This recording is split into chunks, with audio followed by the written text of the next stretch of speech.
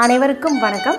இந்த பதிவில் நம்ம எதை பற்றி பார்க்க போகிறோன்னு தெரிஞ்சுக்கிறதுக்கு முன்னாடி மறக்காமல் நம்ம சேனலை சப்ஸ்கிரைப் பண்ணிவிட்டு பக்கத்தில் இருக்கிற அந்த பெல் பட்டனையும் கிளிக் பண்ணிவிட்டு ஆல்கிற ஆப்ஷன் கொடுத்துட்டிங்கன்னா நான் போடுற வீடியோக்கள் எல்லாமே மிஸ் ஆகாமல் நோட்டிஃபிகேஷனில் வந்துடும்.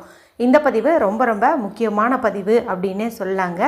எதை பற்றிய பதிவு அப்படின்னு பார்த்திங்கன்னா, வருகின்ற ஜூன் மாதம் 9ஆம் தேதி வைகாசி மாதத்தின் 26ஆம் தேதி திங்கட்கிழமை அன்னைக்கு நமக்கு முருகப்பெருமான் அவதரித்த வைகாசி விசாகமானது வருதுங்க.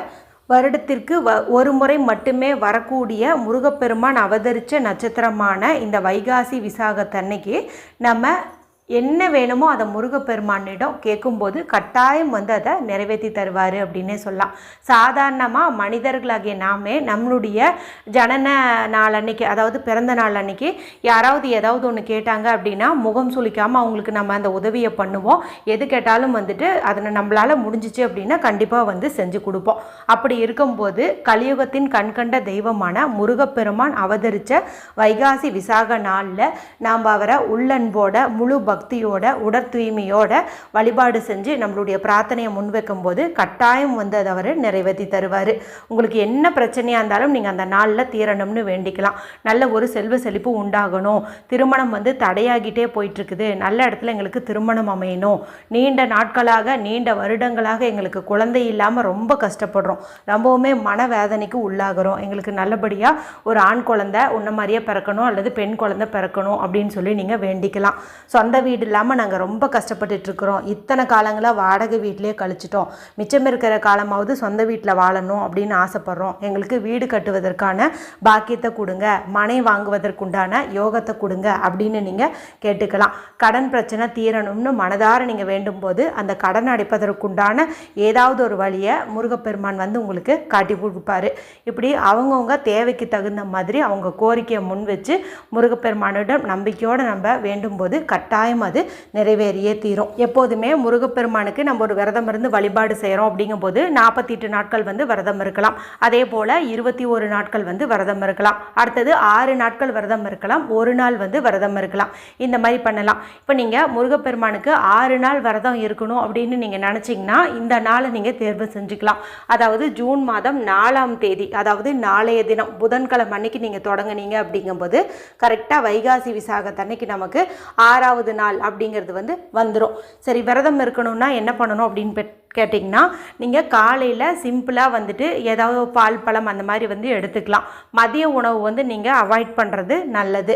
அதே போல் இந்த முதல் நாள், அதாவது இந்த புதன்கிழமை அன்னைக்கு வீட்டில் முருகப்பெருமான் விக்கிரகம் வச்சுருந்தீங்கும்போது பால் அபிஷேகமோ இல்லை பஞ்சாமிர்த அபிஷேகமோ தேன் அபிஷேகமோ உங்களால் எது முடியுதோ அதை நீங்கள் செய்யலாம். கூடவே வேல் வச்சுருந்தீங்கன்னா வேலுக்கும் நீங்கள் அபிஷேகம் செய்யுங்க. படம் வச்சுருந்தீங்கன்னா படத்தை தூய்மைப்படுத்திட்டு 6ங்கிற எண்ணிக்கையில் சந்தன குங்குமம் விட்டுக்கோங்க. செவரளி பூக்கள் சூட்டுங்க. முருகப்பெருமானுக்கு ரொம்ப ரொம்ப பிடித்த அந்த தினை மாவு இருந்ததுன்னா அதில் நீங்கள் ஏதாவது உங்களுக்கு தெரிஞ்ச தின்பண்டம் செஞ்சு நீங்கள் வைக்கலாம். இல்லைன்னா எலுமிச்சை சாதம், சர்க்கரை பொங்கல் வைக்கிறது ரொம்ப ரொம்ப சிறப்பு. சரி, 6 நாட்களும் இது போல் அபிஷேகம் செய்யணுமா அப்படின்னு கேட்டிங்கன்னா, நீங்கள் 6 நாளும் செய்யணுன்ட்டு இல்லை. இப்போ முதல் நாள் செஞ்சிட்டிங்க அப்படிங்கும்போது போதுமானது. மறுபடியும் நிறைவு நாள், அதாவது வைகாசி விசாகத்தன்னைக்கு திங்கட்கிழமை அன்னைக்கு நீங்கள் இதே போல் சிம்பிளாக ஒரு அபிஷேகம் செய்கிறது, இல்லை உங்களால் நல்லா தாராளமாகவே பண்ண முடியும்னா 6 பொருட்களால் நீங்கள் அபிஷேகம் செய்கிறது, இது மாதிரிலாம் பண்ணிக்கலாம். அந்த நாளில் நீங்கள் 6 வகையான உணவுகள் தயாரிக்கிறது அப்படிங்கிறதும் நல்லது. அதாவது புளி சாதம், சர்க்கரை பொங்கல், எலுமிச்சை சாதம், இது மாதிரியெல்லாம் நீங்கள் வைக்கலாம். இல்லைன்னா சாம்பார் சாதம் செஞ்சு கூட நீங்கள் வச்சு வழிபாடு செய்யலாம். அந்த நாளில் நீங்கள் முருகப்பெருமான் கோவிலுக்கு போயிட்டு கோவிலில் தரிசனம் செஞ்சுட்டு அதன் பிறகு வீட்டில் விரதத்தை நிறைவு செஞ்சுக்கிறது அப்படிங்கிறதும் நல்லது. வீட்டுக்கு பக்கத்தில் கோவில் இருந்ததுன்னா நீங்கள் அவசியம் அந்த மாதிரி பண்ணுங்கள். இப்போது இந்த 6 நாட்கள் விரதம் இருந்தே தான் வழிபாடு செய்யணுமா அப்படின்னு கேட்டிங்கன்னா அந்த மாதிரி கிடையாது. விரதம் இருக்கிறது நம்மளுடைய உடல் நிலையை பொறுத்து தான். 6 நாள் விரதம் இருக்க முடியாதவங்க தினமும் காலையில் நேரமாக குளிச்சுட்டு முருகப்பெருமான் முன்னாடி ஒரு தீபம் ஏற்றி வச்சுட்டு கூட நீங்கள் வழிபாடு செய்யலாம். உணவு எடுத்துக்கிட்டும் கூட வழிபாடு செய்யலாம். காலை மாலை ஏதாவது ஒரு நேரத்துலையாவது நீங்கள் தீபம் ஏற்றி வச்சு வழிபாடு செய்கிறது சிறப்பு. முடிஞ்ச அளவுக்கு அந்த 6 நாட்களும் நீங்கள் அசைவம் மட்டும் சாப்பிடாமல் இருக்கிறது அப்படிங்கிறது நல்லது. இப்போ இந்த 6 நாட்களுக்கு நடுவில் வீட்டில் இருக்கக்கூடிய நம்மளுடைய குழந்தை குழந்தைங்களோ அல்லது கணவரோ வந்துட்டு வீட்டில் அசைவம் செஞ்சு தர சொன்னாங்கன்னா செய்யலாமா அப்படின்னு கேட்டிங்கன்னா செஞ்சு கொடுக்கலாம். ஆனால் வந்து நாம் வந்து சாப்பிடக்கூடாது. முடிஞ்ச அளவுக்கு நீங்கள் அவங்கக்கிட்ட சொல்லி புரிய வைங்க. ஒரு 6 நாள் தானே, சாப்பிடாமல் இருக்கிறது நல்லது அப்படின்னு சொல்லி புரிய வைங்க. செய்யாமல் இருக்கிறதுக்கு முயற்சி பண்ணுங்கள். இல்லை ரொம்ப அடம் பிடிச்சாங்க அப்படிங்கும்போது நீங்கள் அதை வந்து செஞ்சு கொடுக்கலாம். ஆனால் நீங்கள் மட்டும் சாப்பிடாமல் இருக்கிறது நல்லது.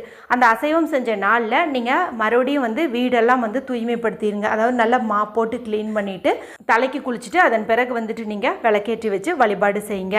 அதே போல் இந்த 6 நாட்களில் நீங்கள் இந்த பெரிய காரியம் நடக்கும் வீட்டிற்கு பூ படைஞ்ச பெண்கள், அதாவது ஏஜ் அட்டன் பண்ணியிருக்காங்க பெண்கள் அப்படிங்கும்போது நீங்கள் அங்கே போகாமல் இருக்கிறது அப்படிங்கிறது நல்லது. இந்த 6 நாட்களுமே நீங்கள் முருகப்பெருமானுடைய உங்களுக்கு தெரிஞ்ச மந்திரங்களை சொல்லிகிட்டு இருக்கிறது அப்படிங்கிறது நல்லது. அதாவது மனசில் யார் மேலேயும் எந்த ஒரு கோபதாபமும் வச்சுக்கூடாது. எந்த ஒரு கெட்ட எண்ணங்கள் வந்து நம்ம வச்சுக்கக்கூடாது. நமக்கு யாராவது ஏதாவது துரோகம் பண்ணியிருந்தாலும் காயப்படுத்தியிருந்தாலும் அவங்களுக்குரிய தண்டனையாக முருகப்பெருமானே கொடுத்துருவார். அதனால் அவர்கிட்ட முழு பொறுப்பையும் விட்டுட்டு சரணாகதி அடைஞ்சிட்டு நீங்கள் அவர் மேலே பாரத்தை போட்டுட்டு நீங்கள் முருகப்பெருமான் வழிபாடு மட்டும் செஞ்சீங்க அப்படின்னா போதும். இந்த நாளில் நீங்கள் வேல்மாறல் படிக்கலாம், கந்த சஷ்டி கவசம், கந்தகுரு கவசம், சண்முக கவசம் எல்லாமே வந்துட்டு படிக்கலாம். இல்லைன்னா ஓம் சரவண பவ, ஓம் முருகா இப்படி நீங்கள் சொல்லிகிட்டே இருந்தீங்க அப்படின்னா கூட போதும். நேரம் கிடைக்கும்போது உட்காந்து இது போல் முருகப்பெருமானுடைய நாமங்கள் சொல்கிறது சிறப்பு. இப்போ இந்த 6 நாள் வழிபாடு செய்ய முடியாதவங்க திங்கட்கிழமை அந்த ஒரு நாள் மட்டுமாவது நான் இப்போ சொன்ன மாதிரி நீங்கள் காலையில் எழுந்து குளிச்சுட்டு அபிஷேகம் செய்கிறது, விரதம் இருக்கிறது அல்லது விரதம் இருக்காமல் வழிபாடு செய்கிறது இதெல்லாம் வந்து நீங்கள் பண்ணிக்கலாம். சரி, இதெல்லாம் பார்த்திங்கன்னா பொதுவான விஷயம். இப்போ இந்த 6 நாளில் நம்ம வந்து ஒரு குறிப்பிட்ட ஒரு பரிகாரம் செய்கிறது அப்படிங்கிறது நல்லது. அதுக்கு வந்து நம்ம இந்த முதல் நாளே அதை தொடங்கிறது அப்படிங்கிறது நல்லது.